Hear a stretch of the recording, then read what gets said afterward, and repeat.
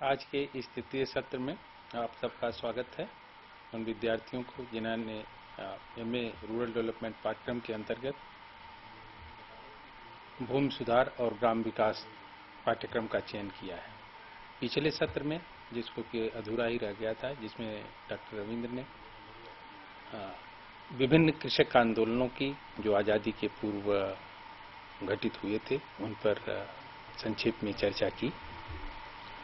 अगर आप ये ध्यान से देखें तो किस प्रकार आपको दिखाई देगा, आपको स्पष्ट रूप से होगा कि किस तरह से ऐसे आंदोलन जो भूधृत प्रणाली को के शोषणकारी या भूधृत प्रणालियों की वजह से हुए या जिनके मूल में भूधृत प्रणालियां थीं, पूरे देशव्यापी आंदोलन में का स्वरूप बने। छोटे छोटे स्तर पर उभरे असंतोष किस तरह से स्वतंत्रता आंदोलन के दौरान राष्ट्रीय स्वतंत्रता आंदोलन के निर्धारण में महत्वपूर्ण भूमिका निभाने वाले सिद्ध हुए। अब हम ये देखेंगे कि देश की आजादी के बाद जो स्वतंत्रता आंदोलन के दौरान हमारे विभिन्न नेताओं ने, जो कि स्वतंत्रता आंदोलन के नेता थे, आजादी के बाद उनको सरकार में महत्वपूर्ण पद दिए गए तथा जो उन्होंने वादे किसान आंदोलन के दौरान किए थे उसको उन्होंने किस हद तक पूरा किया। जहां तक कृषि क्षेत्र का संबंध है, ग्रामीण अंचल का संबंध है, जो लैंड रिफॉर्म से रिलेटेड मुद्दों को स्टेट सब्जेक्ट में रखा गया। राज्य का केंद्रीय सरकार का सिर्फ दिशा निर्देशन की पोजीशन थी। ये मार्ग निर्देशक की भूमिका निभाते थे और सभी राज्य अपने अपने ढंग से कृषि संबंधी या भूधृत संबंधी नियम कायदा कानून बनाने के लिए स्वतंत्र थे। जो प्रमुख उपाय भूधृत के संबंध में किए गए कि किस तरह से उन बिचौलियों का, जो कि गरीब किसानों का शोषण करते हैं, उनको शोषण से मुक्ति दिलाने के लिए बिचौलियों को हटाया जाए, इससे संबंधित कानून बनाए गए और बहुत हद तक हर क्षेत्रों में प्रभावी भी रहे। दूसरा प्रयास रहा कि किस तरह से जो छोटे किसान, जिनको की भूधृत प्रणाली को नया रूप दिया गया जो आजादी के बाद, जिससे उनको फायदा हुआ, उनको किस तरह से इस चीज के लिए सुरक्षित रखा जाए या एहसास दिलाया जाए कि ये जो भूमि है ये उनकी है, ये उसके पूर्णतया मालिक हैं और इसके विकास में, इसकी गुणवत्ता के विकास में तथा इसके अधिक उत्पादकता लाने में वे जो प्रयास करेंगे वे उनके अपने प्रयास हैं और वे उनके हक में होंगे।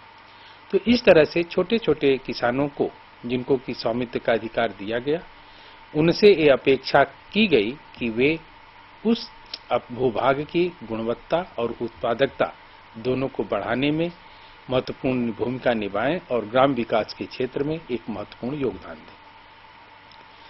तीसरा, भूमि विकास भूधृत प्रणालियों के क्षेत्र में, भूमि सुधार के क्षेत्र में जो महत्वपूर्ण उपाय रहा कि जो सरप्लस लैंड रही, जो एक जो रही, उसको जो सरकार ने लिया, एक सीमा से ज्यादा जो जमीनें लोगों के पास थी उनसे लोगों से छीना गया और सरकार ने उन जमीनों को अपने कब्जे में लिया और नए सिरे से उन जमीनों को भूमिहीनों तथा कम छोटी जोत वाले किसानों में बांटा, न्याय संगत ढंग से बांटा, ताकि सबको कुछ न कुछ जमीन अपनी रोजी रोटी के लिए मिल सके।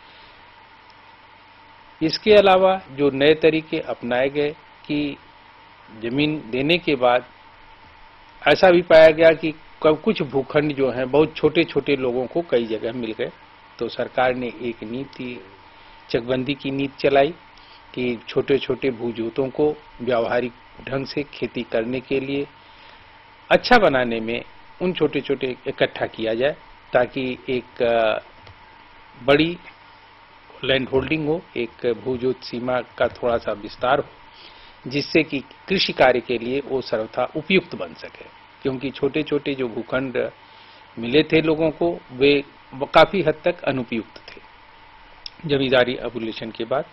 तो चकबंदी के माध्यम से उनको उपयुक्त बनाया गया और इस दौरान जो भूमि सुधार के क्षेत्र में काम किए गए कि जो सरप्लस लैंड ली गई थी उनमें से कुछ भाग को सरकारी कामों के लिए रखा गया, कुछ को वानिकी के लिए रखा गया, कुछ चारागाह बनाने के लिए रखा गया, कुछ वाटर हार्वेस्टिंग के लिए रखा गया।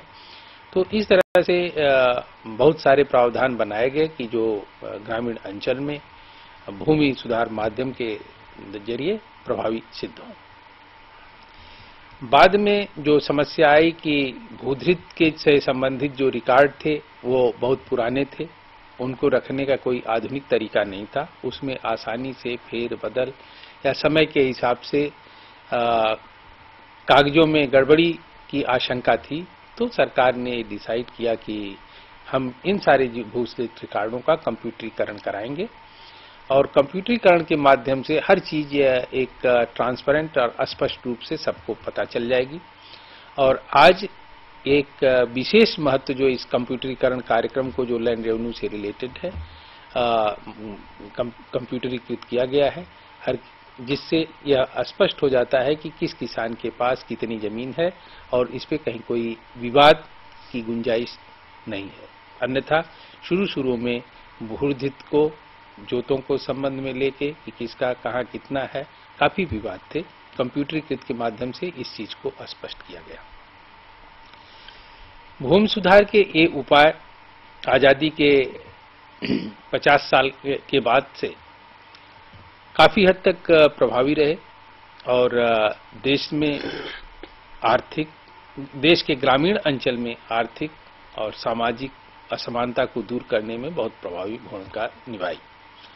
इन उपायों के साथ जो पंचायती राज का उदय हुआ और भारतीय संविधान के 73वें संशोधन अधिनियम के अंतर्गत भूमि सुधार के बहुत सारे उपायों को, भूमि सुधार के से संबंधित बहुत सारे उपायों को पंचायती राज के अंतर्गत लाया गया कि पंचायती राज संस्थाएं अब इतनी सक्षम है या संविधान के संशोधन के माध्यम से पंचायती राज संस्थाओं को इतना सक्षम बनाया गया कि वे भूमि सुधार से संबंधित बहुत सारे उपायों को लागू या कार्यान्वयन कर सकती हैं।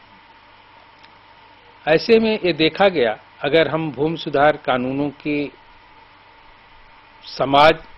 भारतीय समाज की सामाजिक, आर्थिक और राजनीतिक स्थिति पर प्रभाव की अगर समीक्षा करें तो हमें बहुत स्पष्ट रूप से कुछ चीजें दिखाई देती हैं। ऐसे भूभाग, देश के ऐसे भूभाग जहां रियासतें थी, छोटे छोटे राजा थे, नवाब थे, वहां पर ग्रामीण क्षेत्रों का विकास तुलनात्मक रूप से कम हुआ है। दूसरे नंबर पे जहां जमींदार थे, जहां शोषण अधिक था, वहां पर राजा लोगों के नियंत्रण में रहने वाले भूभाग की तुलना में यहां पर ग्राम विकास की प्रक्रिया कुछ ज्यादा तेज रही है। ग्राम विकास की प्रक्रिया अगर कहीं सबसे ज्यादा तेज रही है तो ऐसे क्षेत्रों में जहां रैयत रही है, जिसका उल्लेख डॉक्टर रविंद्र ने किया था, क्योंकि रैयत व्यवस्था के अंतर्गत ब्रिटिश शासन के दौरान से ही किसान को अपने भूखंड का स्वामित्व दिया गया था और वो उसके राजस्व के लिए प्रत्यक्ष स्वयं जिम्मेदार था। इस प्रकार से आजादी के पूर्व से ही उन किसानों को जिनको ये मालूम था कि ये भूभाग उनका है, उसकी गुणवत्ता को बढ़ाने में और उसकी उत्पादकता को बढ़ाने में आजादी के बाद से ही वे सतर्क रहे और उसको बढ़ाया भी और उससे उसकी उपलब्धि भी हुई। तो अतएव अगर हम तीनों क्षेत्रों के में कहां कैसे कैसे विकास की प्रक्रिया को ध्यान दें तो पूरे देश में ये ट्रेंड आपको स्पष्ट रूप से विवाद को छोड़ के स्पष्ट दिखाई देती है कि राजघरानों और नवाबों के अंतर्गत के ब्रिटिश शासन के दौरान राजघरानों और नवाब छोटे छोटे राजाओं के अंतर्गत के नियंत्रण में आने वाले क्षेत्र तुलनात्मक रूप से सबसे कम विकसित हुए, उनसे ज्यादा विकसित जमींदारों के क्षेत्र रहे, और सबसे ज्यादा विकसित अगर आप कहीं ग्राम विकास की प्रक्रिया को सबसे ज्यादा तीव्रता मिली है तो वे रैयत वाले क्षेत्रों में रहे।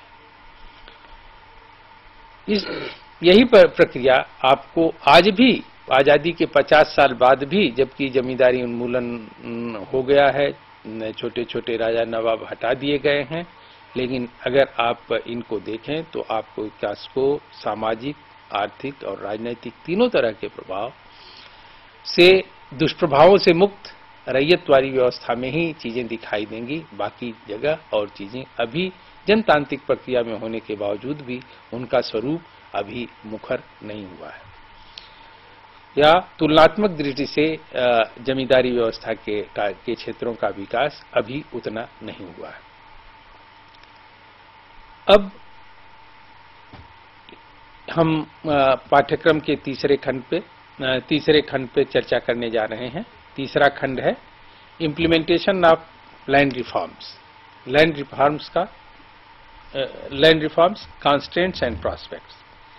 भूमि सुधार कार्यान्वयन, बाध्यताएं एवं संभावनाएं। अतएव पिछले 2 खंडों में आपने पढ़ा वर्जिन एंड डेवलपमेंट ऑफ, जो किस तरह से भूधित प्रणालियों का विकास हुआ उसके बारे में आपने जाना। दूसरे में आपने भारत में भूमि सुधार पे चर्चा हुई और भूमि सुधार से का इम्पैक्ट, भूमि सुधार का प्रभाव भारतीय समाज, भारतीय अर्थव्यवस्था पर किस प्रकार हुई, उस पे आप 5वीं इकाई जो खंड 2 की रही है उस पे है कि इकॉनमी और सोसाइटी को किस तरह से प्रभावित किया है। जो इकॉनमी पे जो इम्पैक्ट आया उस पे हमने बता दिया। जो सोसाइटी पे इम्पैक्ट आया, जो ट्रेडिशनल सोसाइटीज थी जहाँ जाति व्यवस्था का रूप बहुत भयावह था, अभिजात वर्गों का नियंत्रण बहुत मजबूत, सुदृढ़ था, लैंड रिफॉर्म मेजर्स ने उस सुदृढ़ता को तोड़ा है। अभी भी इन किरण प्रकार वो अभिजात वर्ग जो ग्रामीण समाज का है कहीं न कहीं अपने नियंत्रण बनाए रखने का प्रयास करता है, लेकिन ये उस प्रयास में सर्वथा असफल ही होते हैं। यदा कदा ही उनको सफलता मिलती है और आज जागरूकता की स्थिति पंचायती राज व्यवस्था से ऐसी आ गई है कि अब समाज का जो पिछड़ा वर्ग है वो भी सत्ता में भागीदारी निभाने लगा है, चाहे वो आरक्षण के माध्यम से सत्ता में उसको भागीदारी मिली हुई हो या ग्राम विकास के विभिन्न कार्यक्रमों में, चाहे वो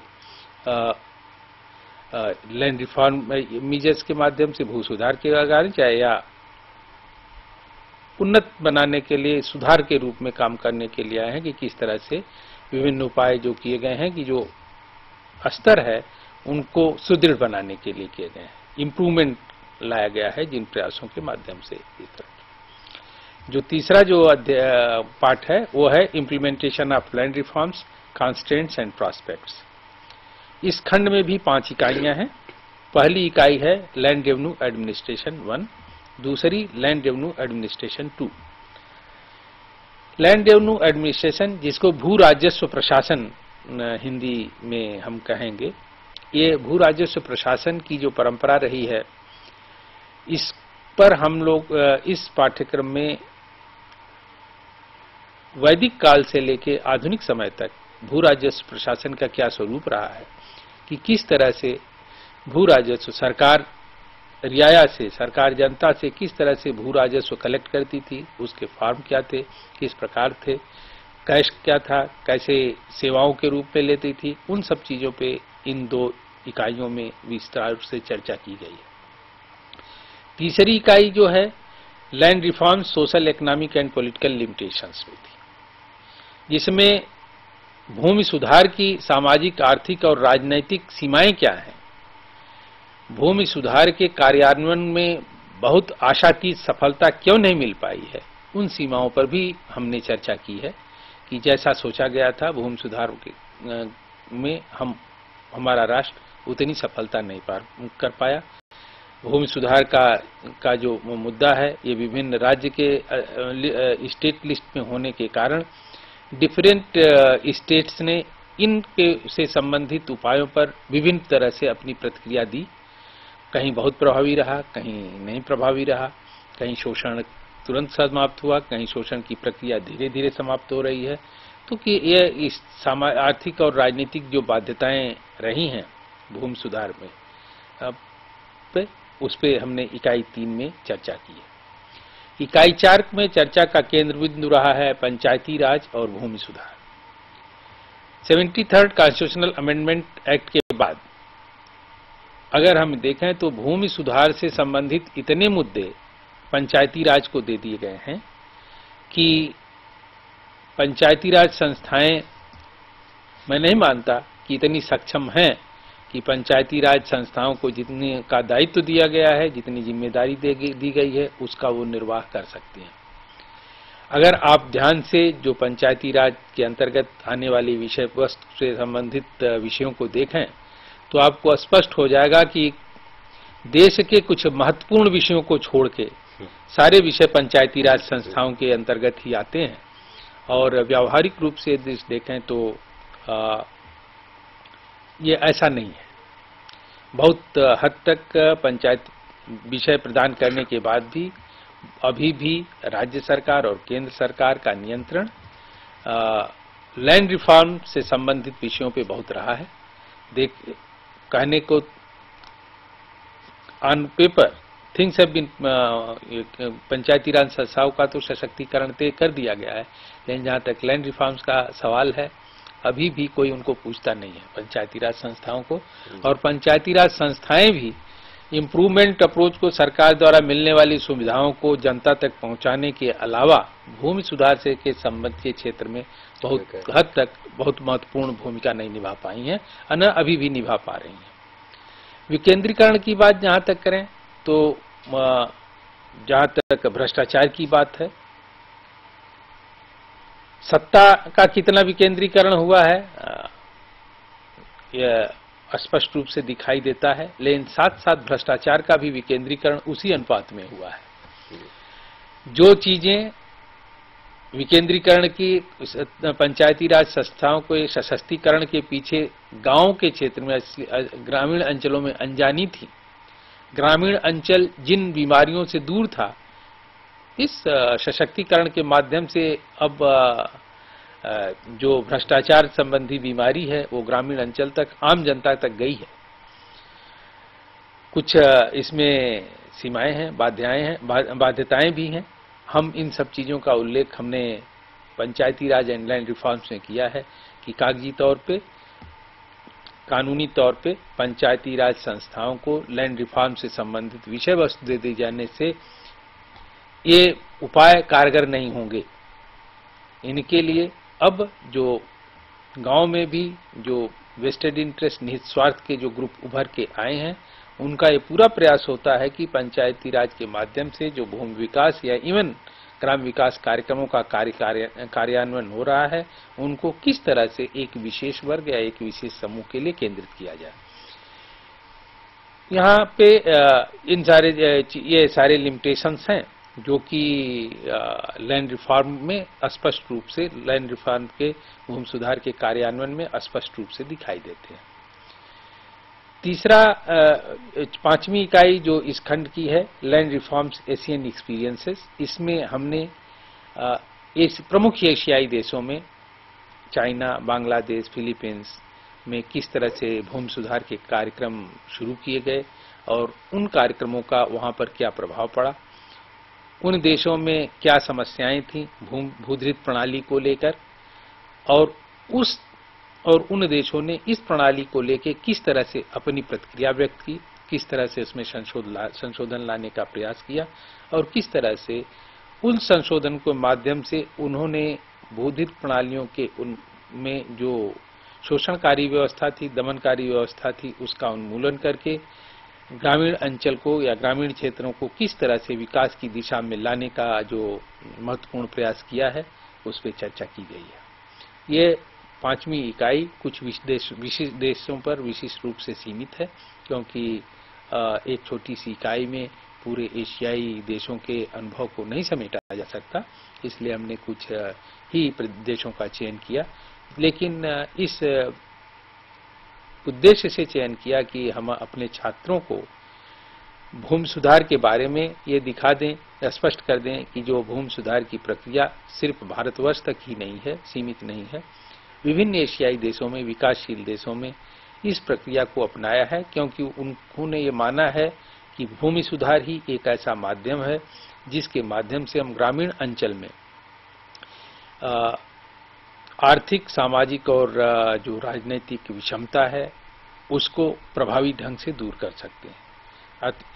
दूसरे शब्दों में भूमि सुधार के माध्यम एक ऐसे संसाधन है जो शोषणकारी ग्रामीण अर्थव्यवस्था, सामाजिक और राजनीतिक व्यवस्था को लिए एक ऐसी पृष्ठभूमि तैयार करते हैं भूमि सुधार के कार्यक्रम की, उस पृष्ठभूमि में विकास के अन्य कार्यक्रम ज्यादा प्रभावी बन सकें और ग्राम विकास के माध्यम से राष्ट्र विकास की दिशा सही और तीव्र गति प्राप्त कर सकें। इस खंड पे चर्चा के लिए अब हम डॉक्टर रविंद्र को निमंत्रित करते हैं। Doctor Ravindra. Thank you sir. Now we discuss on land revenue administration. First, what is objective of this block? The aim of this study is to know about the land revenue, its historical evolution and different perspective over historical time period, such that from the ancient to modern time. Introduction. The land has been a major source of income generation for the state since time immemorial.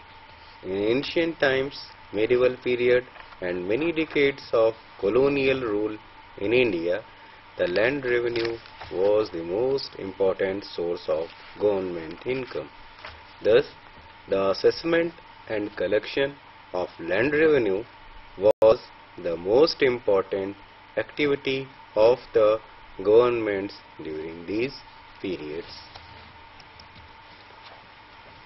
Then, concept of land revenues.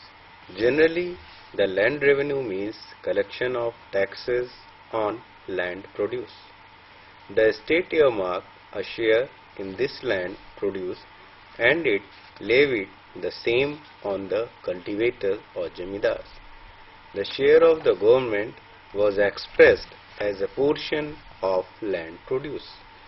This share varied according to the government at that time.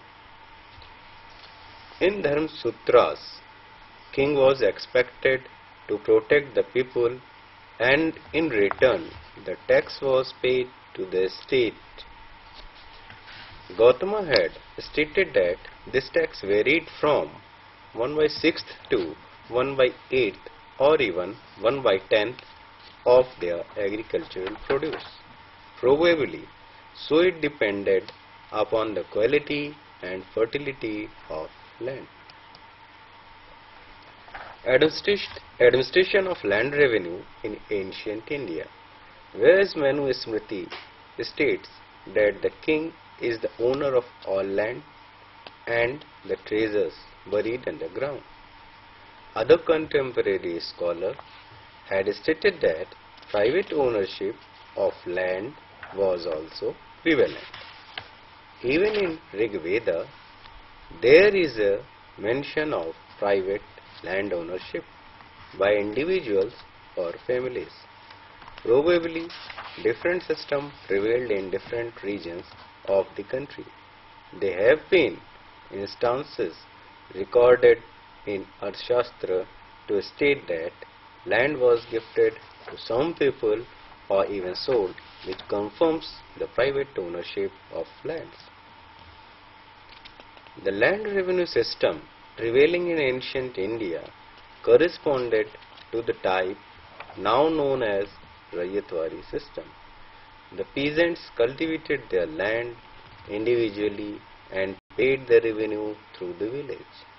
The state claimed different proportion of land produced at different times varied from 8 to 33%. This variation was not only due to different quality of land, but also due to varying needs of the state.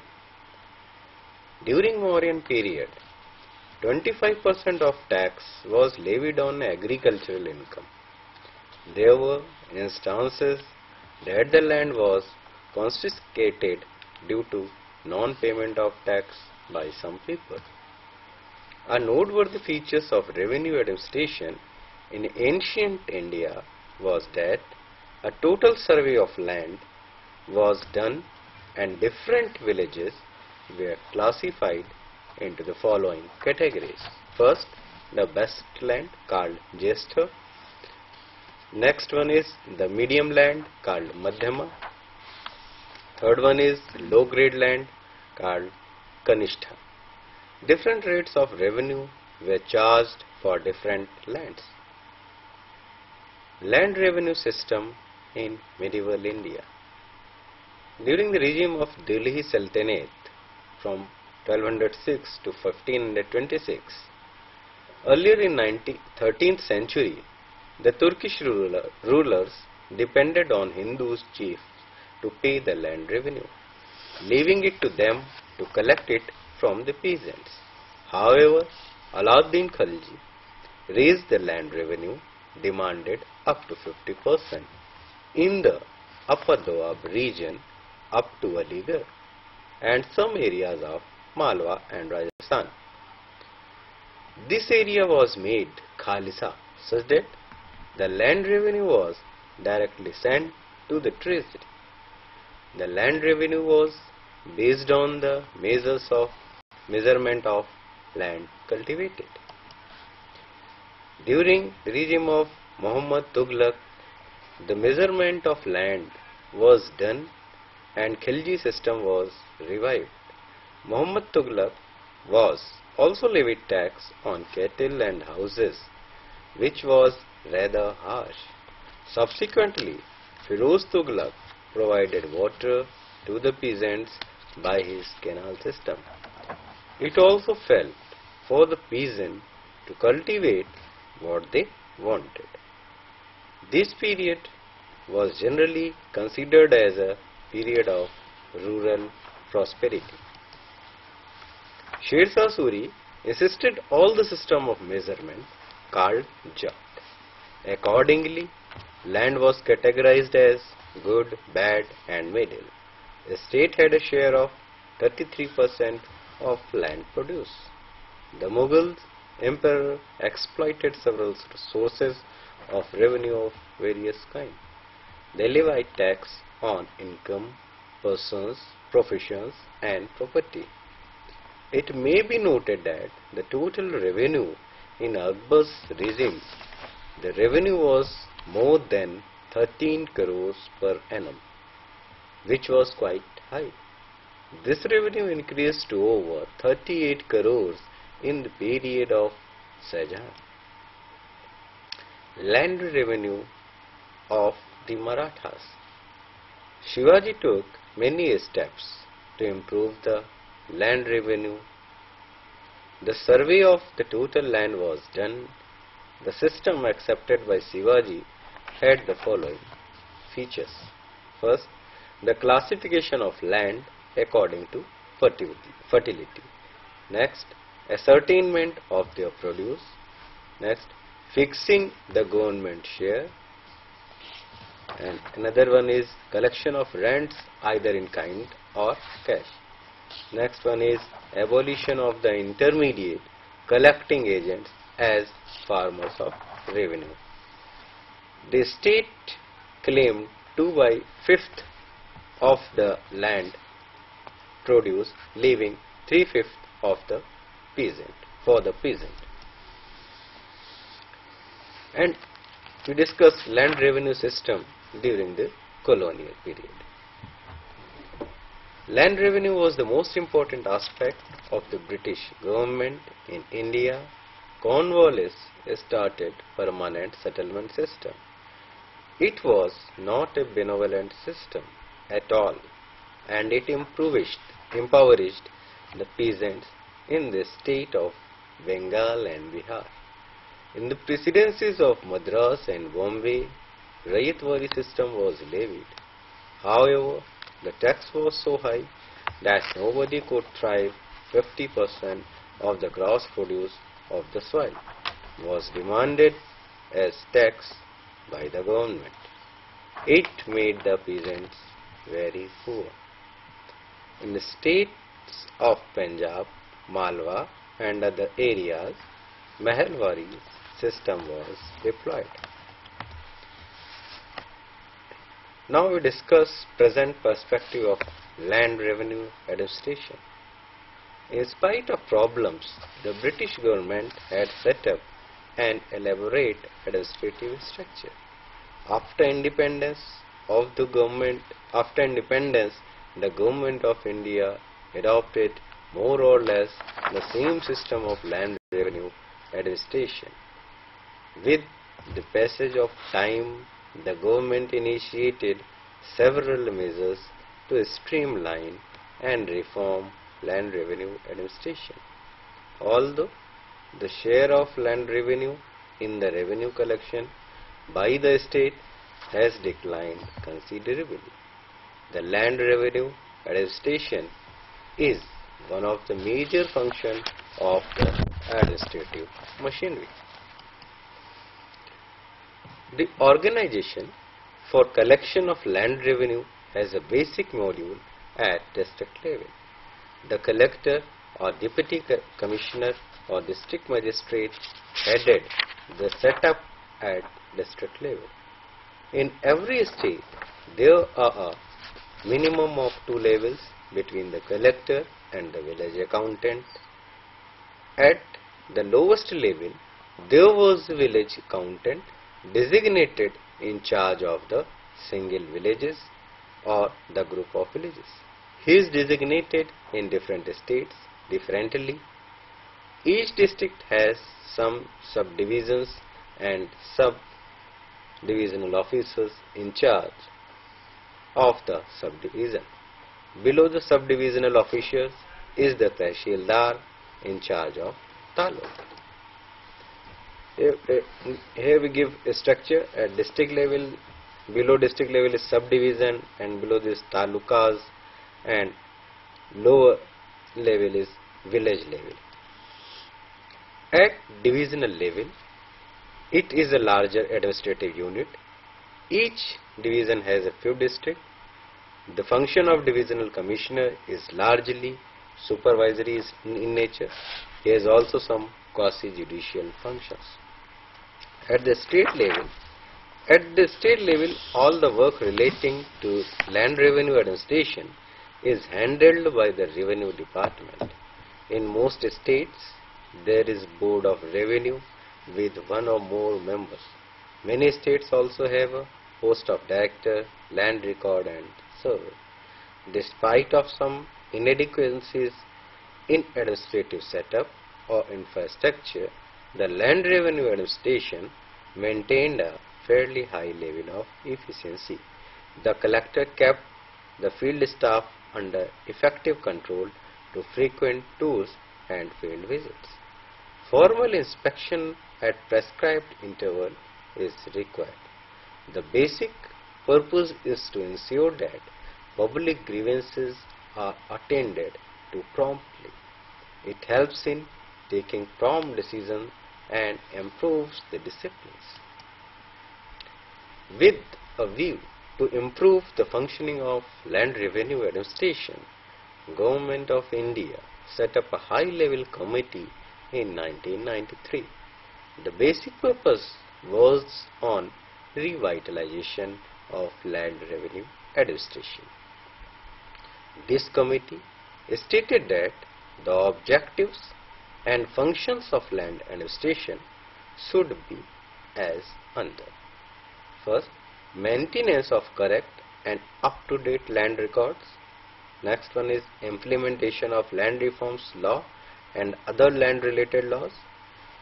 Next one is collection of agricultural statistics, collection of land revenue, irrigation rates and agricultural loans and other dues under the Public Demands Recovery Act, the safeguarding of public interest, public property and public assets, including common property resources. The next one is attending to disaster management census operations, elections, civil supplies, implementation of measures for assistance to the weaker section and other selected miscellaneous functions. Introduction to modern technology. A beginning has been made in computerization of land record. NIC/NAT facility is provided at the district level. The administration can be made more and prompt responsive by use of modern technology in the following areas. First, the day-to-day functioning of the land administration department, maintenance of land records and continuous updating of land related information including mutation, survey and settlement. At district level administration, district level is the nodal level and the committee recommended the following steps for the introduction of modern technology to render the land administration more efficient. All subdivisional and taluk offices should be linked to district computers through NIC/NET or directly. This will of course necessitate the installation of computers in all subdivisional and taluk office. All district collectors should be provided with suitable personnel to operate computers so that they have easy access to all the data by need. Next one is all the staff from the district collectors down to the assistants in the taluk office should be given necessary training to familiarize them with the new technology. This subject should be introduced in all training institutes. Once the new system becomes operational, government should insist that the new technology be fully utilized for the maintenance of accounts, compilation of data and the transmission of reports and returns. Computerization of land records should be expedited where necessary by engaging private agencies.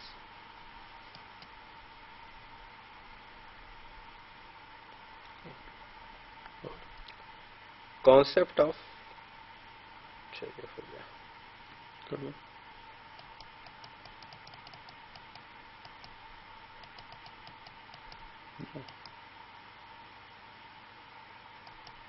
बोलो। अभी doctor Ravindra ने आपको भू राजस्व प्रणाली से संबंधित भू राजस्व प्रशासन से संबंधित बातों से आपको अवगत कराया और ये बताया कि जो भू राजस्व की संरचना हमारे देश में है वो किस प्रकार से है। इस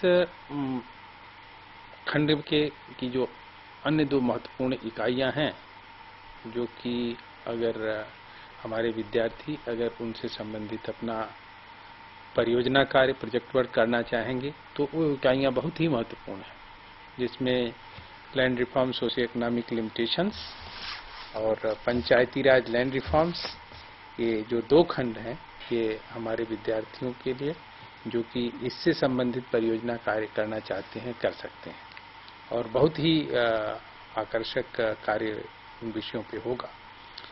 जब अभी हम भूमि सुधार और सामाजिक आर्थिक और राजनीतिक सीमाओं पर चर्चा कर रहे थे तो आप ये देखें कि जो हमारी परंपरागत परिवार व्यवस्था थी जिसमें संयुक्त परिवार को मान्यता दी गई थी, भूमि सुधार कानून के अंतर्गत संयुक्त परिवार व्यावहारिक नहीं है, क्योंकि अगर आप जो भूमि को दिया गया एक स्वामित्व का हक एक नोडल परिवार को एक एकल परिवार को ही दिया गया है, तो ऐसे परिवार में जिसमें बहुत सारे परिवार हैं उसमें भूमि का मालिकाना हक जो है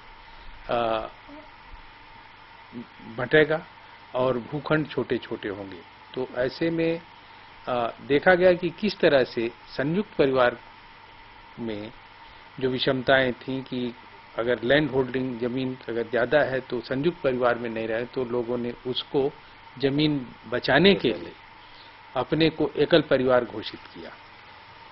ताकि वे ज़्यादा से ज़्यादा भूमि अपने कंट्रोल में, अपने नियंत्रण में रख सकें।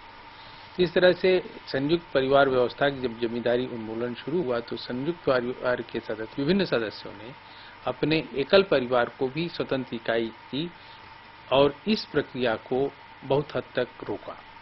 और आज के समय में भी अगर आप कहीं जाते हैं तो कुछ क्षेत्रों में, कुछ गांवों में कुछ परिवार के पास ज़्यादा जमीन है। उसका प्रमुख कारण यही है कि जो भूमि सुधार के कार्यान्वयन रहे, हालांकि सब कानूनी ढंग से सब प्रक्रिया सही रही, लेकिन उन्होंने कानूनी ढंग से जो कुटुंब परिवार में अपने को संयुक्त परिवार न दर्शा के अपना एकल परिवार किया, तो उसके हिसाब से वो उन्होंने उससे ज़्यादा जमीन, जरूरत से ज़्यादा जमीन जो है, जो कि वो नैतिक रख सकते थे, उससे ज़्यादा जमीन उन्होंने रखा। दूसरा, जाति व्यवस्था पे प्रभाव को देखें, जो काफ़ी हद तक जाति व्यवस्था पे जो भूमि सुधार कार्यक्रमों का प्रभाव है कि जो अभिजात्य वर्ग थे, तथा कथित बड़ी जातियां जो हैं, उनके पास भूमि ज़्यादा थी और भूमि ही एक ऐसा स्रोत था जिसके माध्यम से वे ग्रामीण अंचल पर अपना राजनीतिक अधिकार भी, अपने राजनीतिक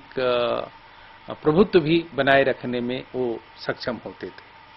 समय के साथ साथ जब भूमि सुधार कार्यक्रमों में कार्यान्वयन हुआ तो एक बहुत ही मिश्रित प्रक्रिया हुई, मिली जुली हुई कि कुछ बड़े परिवार के लोग अपनी जमीन भी बचाने में कामयाब रहे। ऐसे में उन प्रभावों का प्रभुत्व अभी भी स्पष्ट रूप से दिखाई देता है।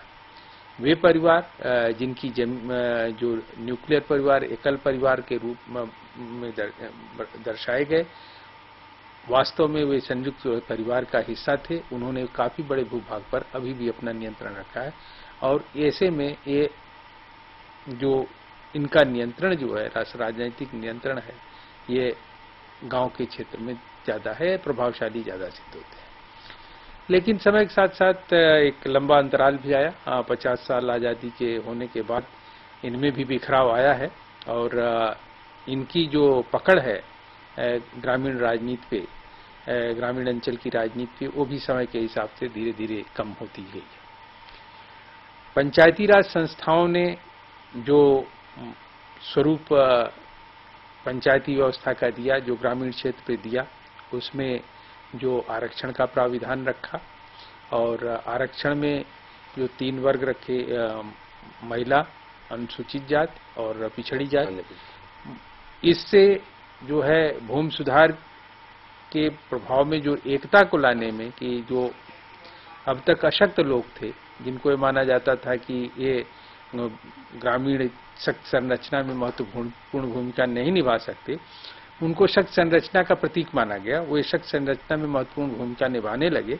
तो एक बार जिसको शक्त संरचना में, ग्रामीण पॉलिटिकल पावर स्ट्रक्चर में महत्वपूर्ण हो जाता है, तो बाकी कार्यक्रम को जो कि उसके हित में है, कम से कम वो अपने हित में लाने में सक्षम हो जाता है। तो बहुत हद तक ये राजनीतिक प्रक्रियाएं भी भूमि सुधार को कार्य रूप देने में या सही दिशा देने में महत्वपूर्ण भूमिका निभाती रही हैं। आज के इस पाठ्यक्रम में हमने मूल रूप से 3 चीजों पर चर्चा की, जो तीनों खंड हमारे हैं, भूधित प्रणालियां और कृषि संरचना, जिसमें प्रणालियों से संबंधित एसोसिएटेड जो एग्रीकल्चर रूरल सोशल स्ट्रक्चर है, उस पर चर्चा की। दूसरा, भारत में भूमि सुधार, आज़ादी के समय से लेकर स्वतंत्र भारत में भूमि सुधार के लिए किस तरह से प्रयास किए गए, तथा आज़ादी के बाद जो स्वतंत्र भारत में जो भूमि सुधार का कार्यान्वयन हुआ, उसमें क्या बाध्यताएं आई और सीमाएं आई, उससे हमने आपको अवगत कराया। और आज जो है भू राजस्व प्रशासन की प्रणाली क्या है, उससे हम आपको डॉक्टर रविंद्र ने अवगत कराया। आज का सत्र हम यहीं समाप्त करते हैं। धन्यवाद।